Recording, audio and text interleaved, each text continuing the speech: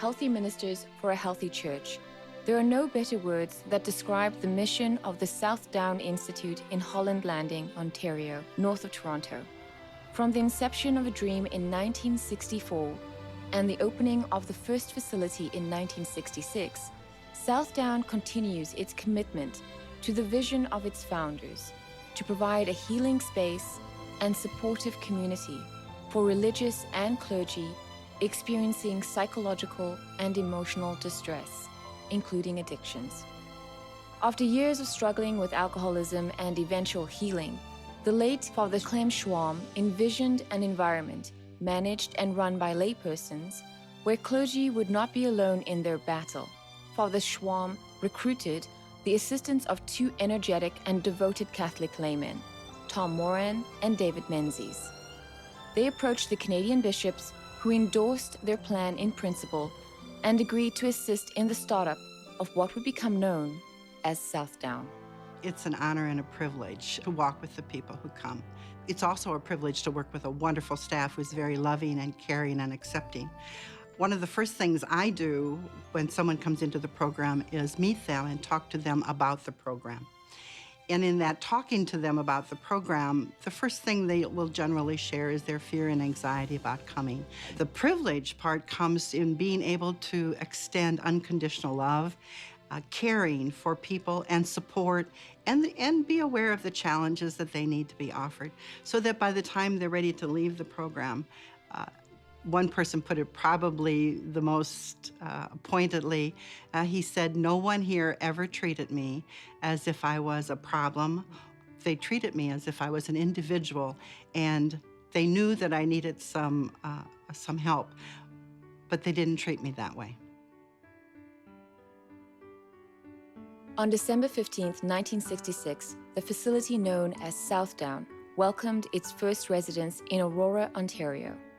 Early on, the need for mental health services, along with addiction treatment, was identified. In 1976, the Canadian Religious Conference joined in the effort with a request to expand services to women as well as men. The integration of men and women in the main residential building was achieved in the early 1980s. I've had a few occasions over the 14 years that I've been a bishop to invite members of my presbyterate to visit Southdown to attend to their particular needs. Recently also, I've been serving on the board of directors of Southdown Institute, which has given me more of an inside perspective of how Southdown works, and above all, of the beautiful attitude really of care and concern that motivates the board of directors, that motivates administration, that it motivates everyone who's involved in Southdown's outreach. The mission of Southdown is to establish ways and means to assist those who are in need, to heal. 18 or so years ago, when I was first introduced to Southdown, Donna Markham, who was the CEO at the time, spent some time with me, alerting me to its purpose. And certainly there's a strong need in our community for that mission. And it's always been my belief, my strong belief, that in life, Southdown and their equivalents are organizations and institutions that have to be perpetuated and have to be continued. And so to the extent that I can help in that regard in any small way, that's really what drives me and what interests me in my role on the board of Southdown. The majority of members on the board are lay persons, and I think it's fair to say that those lay persons have particular talents, whether they be finance related or psychological counseling related, or sort of other gifts or other specialties that some of the other board members may have. And I think it's that lay person's talent that's brought to the board to assist with the continuum and the perpetuation of Southdown. Southdown has been a very important part of sort of the overall program of life for when I was religious superior of the Oblates of Mary Immaculate, because it was always there as a place of healing, I would say a place of healing and hope for the members of our community. I also served on the board of directors for Southdown for several years, and I've always found it to be a welcoming, open, a friendly place, and a place where hard work is done by the people who go there.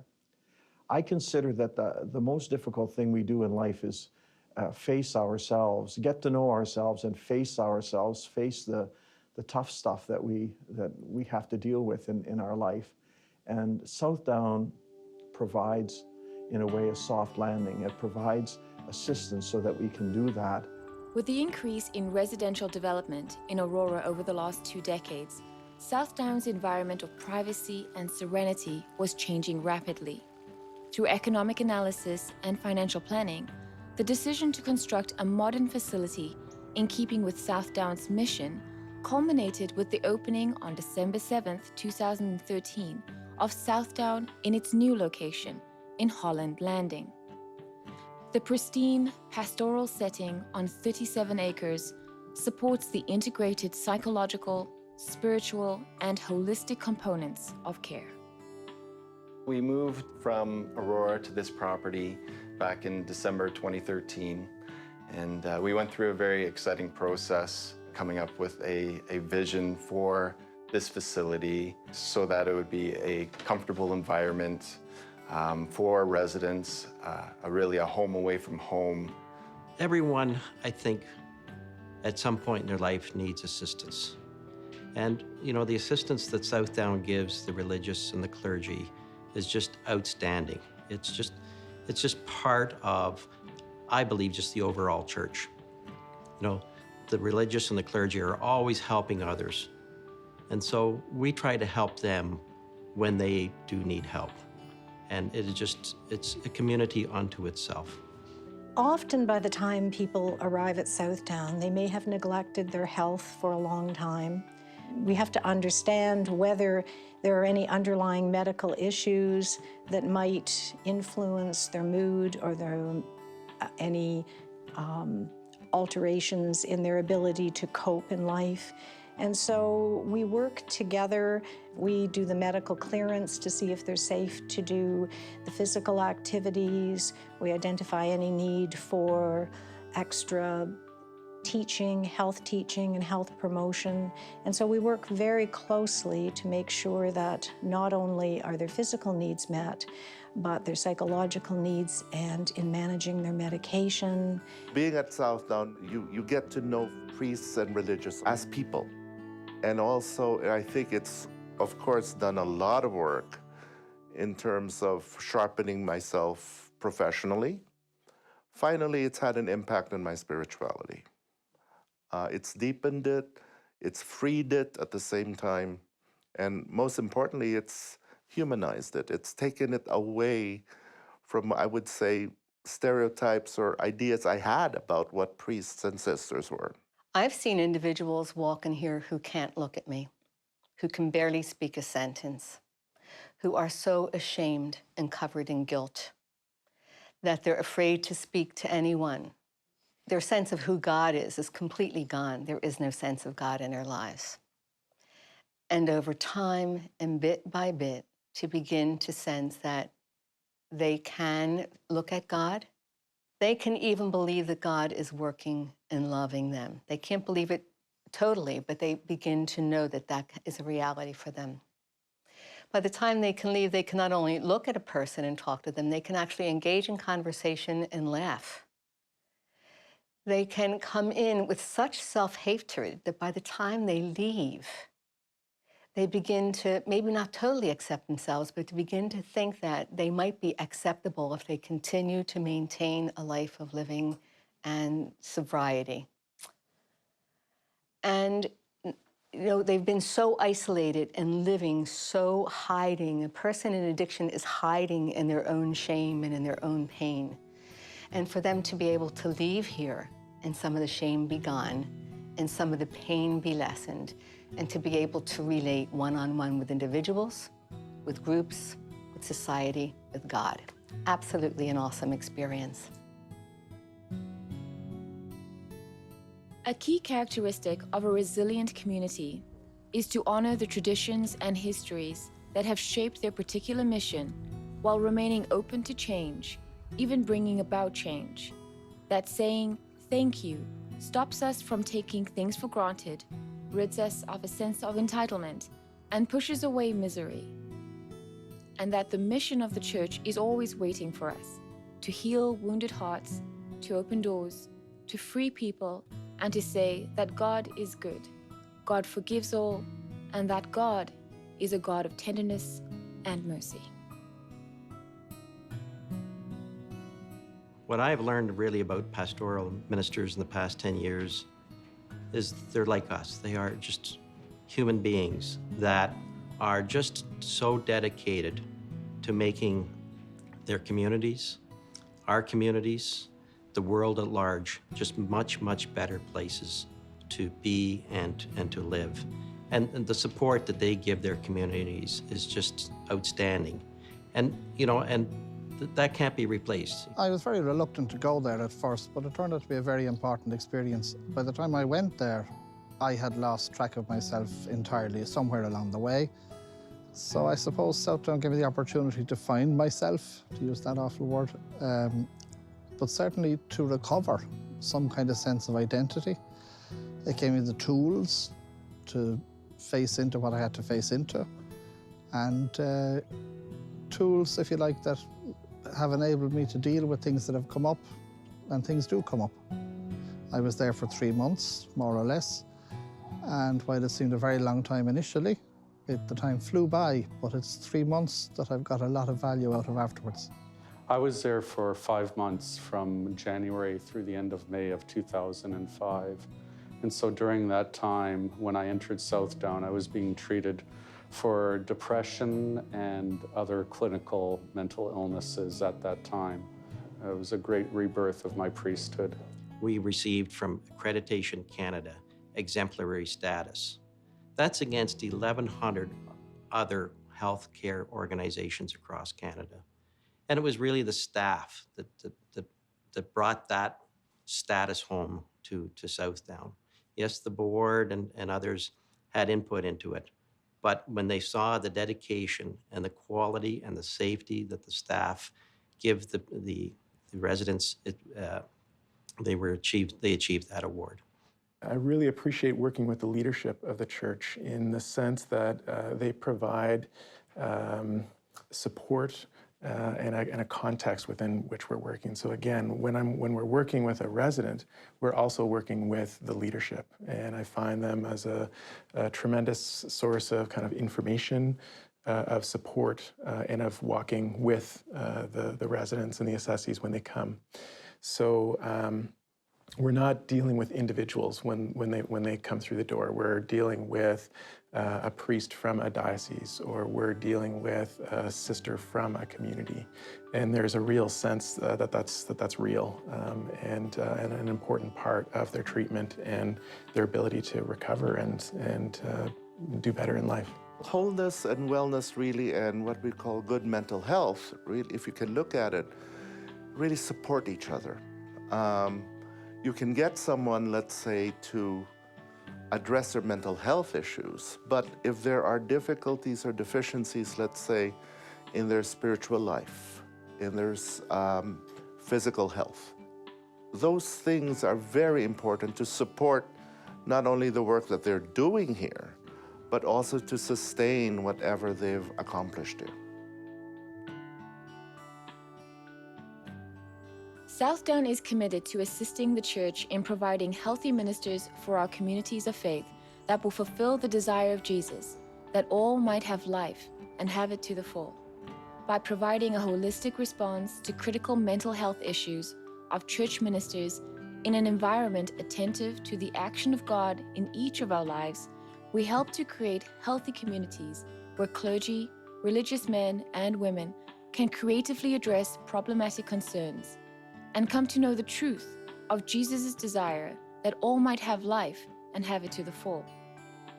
With the declining numbers in the church, religious and clergy, there's less of them to do more work. And so the stress, the risk for burnout, managing a lot of multitasking, managing a lot of tasks at once. And so we need to help them to be resilient, to prioritize, to delegate, to how to take care of themselves in the midst of numerous challenges that they have, given the workload. So that would certainly be, I would say, number one. Number two, they're dealing with their own personal issues, depression and anxiety or substance abuse. And so that has an impact on them and their functioning. And it serves to reduce their energy, their vitality. It impacts their prayer life, right? So they don't have a relationship with God. That's missing for them. So there's a dryness in their spirituality as well. And so I think that's really, really important for us to help them to regain a sense of joy and vitality and peace in their life. Because sometimes what happens is that it's all about either dealing with personal issues that get in the way, or it's dealing with multitasking. Their spiritual struggles, spiritual concerns and issues have also a direct impact in their personal, relational, emotional self. And this is distinctly a spiritual theme that we address in the spirituality modality, you know? And through the lens of spiritual direction and theological reflection, for example, we try to offer them the space where we can listen and attend to what's going on in their lives, in their spiritual and religious life. Bringing and offering this space for them, they're able to examine and explore the relationship with regards to their prayer life, the relationship with God, the relationship with self and others. Part of the experience of Southdown is you learn about yourself and you are treated. You also share experiences with your fellow residents. And a lot of the things that you learn at Southdown, it was very apparent how quickly they could be applied to the ministry in the parish community afterwards. And in fact, that was probably my biggest surprise, was how effective this was going to be for my ministry in the parish community after I finished my time at Southdown. Let's face it, we're all getting older. We're also fewer. And we're getting older and fewer in a world that's getting more complicated and more demanding. More work is being expected of us at a time when there's less and less energy. And there's also the real problem that there's a huge disconnect between leaders who don't lead and what's actually happening on the ground. So some kind of sense of vision or direction is difficult to keep hold of. And I think part of that, you know, to be a minister in the current church is about forming relationships that allow something meaningful to be communicated. I think we have to move away from what we were all trained probably to do, to minister to people, and to realize that we're ministering among people and being ministered to by people. One of my brother priests who followed me in the program a couple of years later told me it was the greatest thing that ever happened to him in his priesthood. And that now that he's returned back to ministry, he looks at his opportunity to serve God and the people of God's church in a joyful manner. The big challenge, I think, is the fact that we really have at this time to deal with a much different demographic than most of us experienced early on. And it means that there are fewer in number, that we no longer have the institutional expression of many of our caring ministries. And so the challenge, I think, is to keep alive in ourselves resurrection hope, and keep alive a sense of still being able to serve in new ways and in different ways. The Southdown Institute is a registered, non-profit charitable organization governed by a board of directors who generously offer their time and expertise to advance Southdown's mission. A second non-profit charitable organization, the Emmanuel Convalescent Foundation, exists to provide financial assistance in support of the mission. We are deeply indebted to each of these men and women.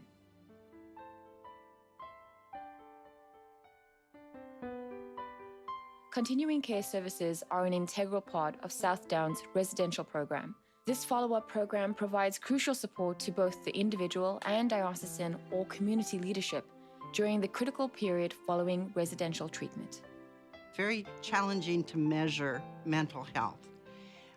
Our measure of success is their ability to integrate back into their community or into their ministry.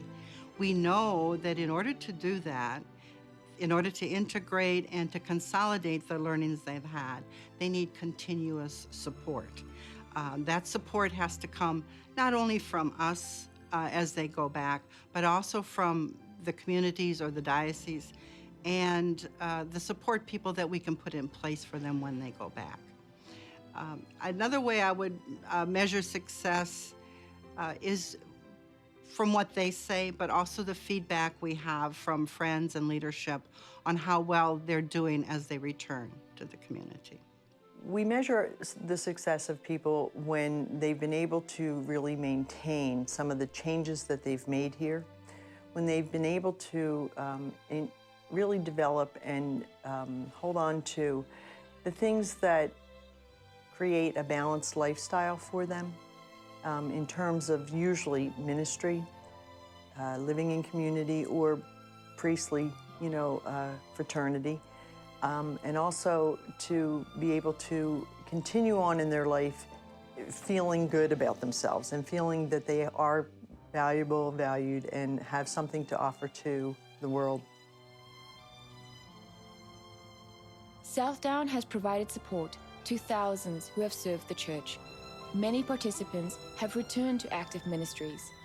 Southdown's programs and services continue to evolve in response to the changing needs of the times. What comes to mind when I hear Southdown Institute named is a place where there's a hope for a lot of people. People who have been struggling, as we all do at times, with the difficulties in their life, and who can go there and find love and respect and very high-level scientific care, and that their faith is respected, their vocation is respected, and they can come home to their community, whatever it is, and be more whole. So it's a hope-filled experience, and that spells hope for me, Southdown.